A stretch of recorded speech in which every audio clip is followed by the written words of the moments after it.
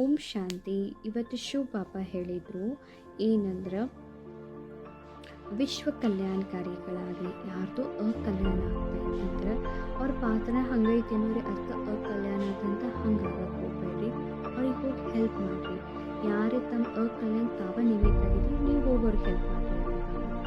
ಯಾವುದೇ ಒಂದು ಕರ್ಮವನ್ನು ಮಾಡ್ತಾ ಇದ್ರು ಮೊದಲು ಸ್ಥಿತಿ ಚೆಕ್ ಮಾಡ್ಕೊಂಡು ಕರ್ಮವನ್ನು ಮಾಡಿರಿ ಅಂತಿದ್ದಾರೆ ಶಿವ ಬಾಬಾರವರು. ಮತ್ತು ಬಾಬಾ ಇದನ್ನು ಹೇಳ್ತಾ ಇದ್ದರು ಏನಂತ, ಮತ್ತು ಬಾಬಾ ಇದನ್ನು ಹೇಳ್ತಿದ್ದರು, ಯಾಕೆ ಬಾಬಾ ನಮಗೆ ಸರಳಾಗಿ ನೆನಪಿರೋದಿಲ್ಲ. ಯಾರಿಗೆ ಯಾರ ಮೇಲೆ ಪ್ರೀತಿ ಇರ್ತೈತೆ ಅವ್ರು ಸ್ವತಃ ಆಕರ್ಷಣೆ ಆಗ್ತಾರೆ.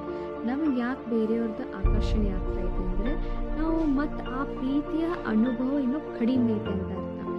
ಭಗವಂತ ಸಿಕ್ಕ್ಯಾನು ಅಂತ ಹೇಳ್ತೀರಿ, ಮತ್ತು ಬೇರೆ ಕಡೆ ಆಕರ್ಷಣೆ ಆಕೈತೆ ಅಂದರೆ ಮತ್ತೆ ಏನು ಖೋಟ್ ಐತೇನೋ ಸುಳ್ಳು ಐತೇನೋ ಇಲ್ಲಲ್ಲ.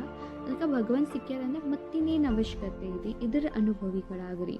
ಓಂ ಶಾಂತಿ. ಥ್ಯಾಂಕ್ ಯು ಬಾಬಾ, ನಿಮಗೂ ಕೂಡ ಥ್ಯಾಂಕ್ ಯು ರೀ.